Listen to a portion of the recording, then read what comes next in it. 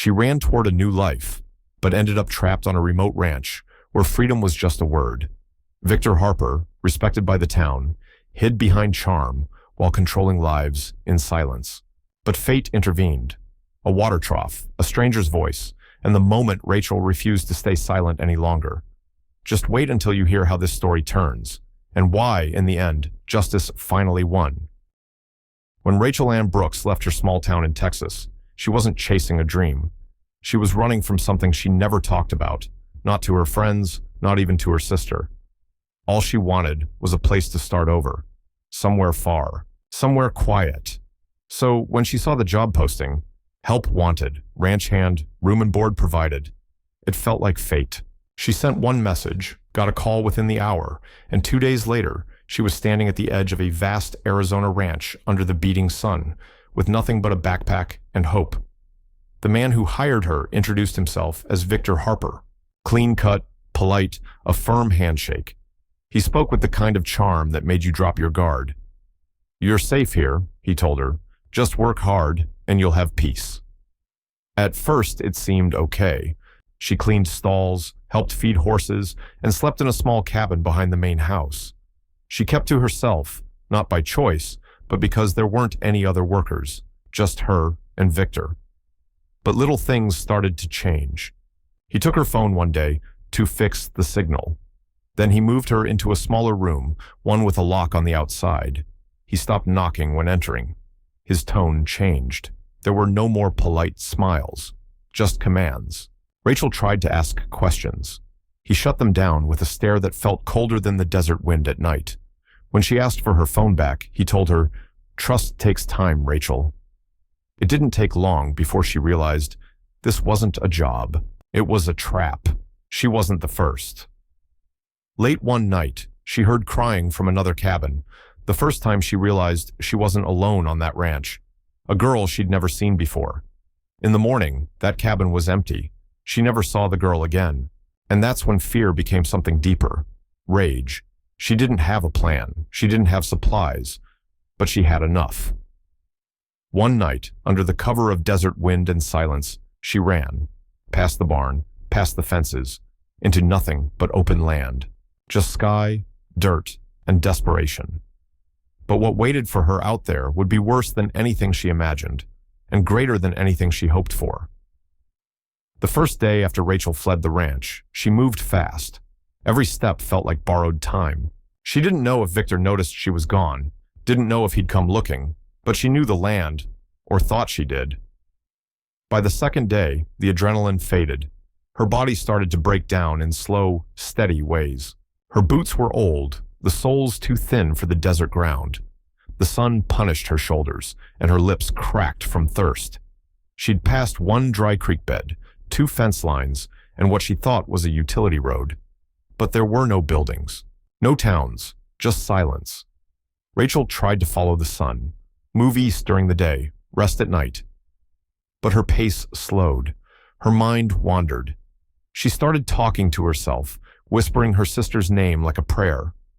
"Ellie, Ellie, I'm almost there." On the 4th day, she tripped over a low bush and didn't get back up. Not right away. The ground beneath her was hot, the kind of heat that pulled the energy from your bones. She lay there, blinking at the sky, until instinct kicked in and she crawled to her knees. By the 5th day, walking became staggering. Her skin was red and raw, her vision blurred. Everything she thought about was water, just a drop, just enough to breathe right again. And then, a shape, wooden beams, something man-made. She couldn't trust her eyes, but she moved toward it anyway. It was a water trough, old, splintered, meant for cattle, half full with algae-stained water that shimmered under the sun like a promise. She collapsed beside it, hands scraping the wood, her breath shallow. She didn't even reach the water. And that's when she heard the truck, gravel crackling, an engine slowing down. Then, footsteps. A figure crouched next to her, a shadow fell across her face, and a voice cut through the haze. "Ma'am? Hey, ma'am, can you hear me?" Rachel tried to speak, but nothing came out. Her last thought, before everything went dark, was simple. I made it far enough. When Rachel opened her eyes, she wasn't in the dirt anymore. The air was cooler. There was a ceiling fan spinning lazily overhead and the scent of clean cotton in the air. Something beeped softly. A machine. An IV. Her lips were dry, but someone was already there with water. A quiet hand, careful and respectful. That was the first time she saw him clearly. The man who'd lifted her from the ground. Cole Maddox, a rancher. A man of few words. Someone who didn't look shocked to find a stranger collapsed in the middle of nowhere. He didn't ask questions right away.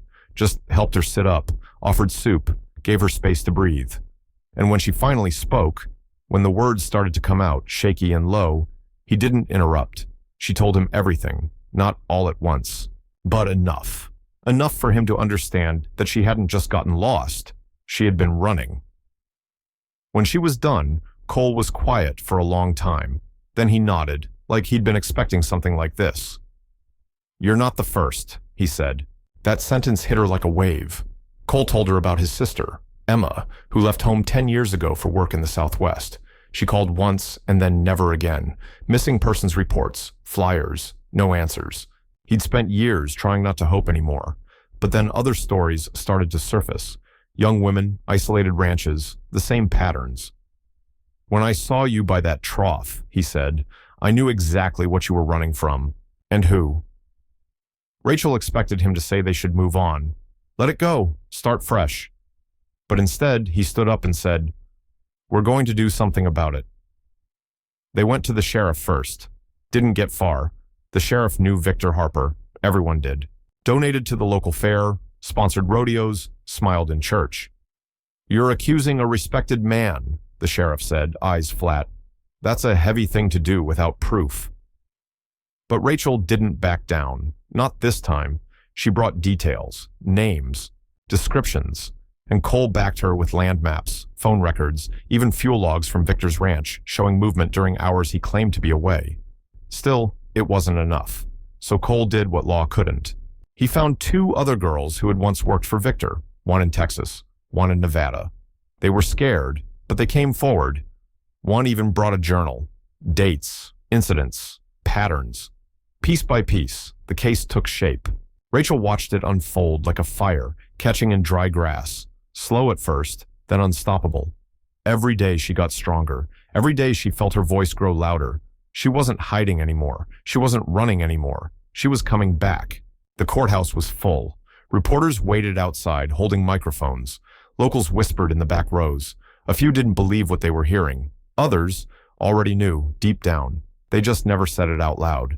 Rachel sat in the front, not because she wanted to, but because they asked her to. She was the first to speak. Calm, clear, no shaking voice, no looking down. She told her story under oath. Not as a victim, but as someone who survived and chose to stand up. After her came 2 others, then another. One by one, their voices built something solid.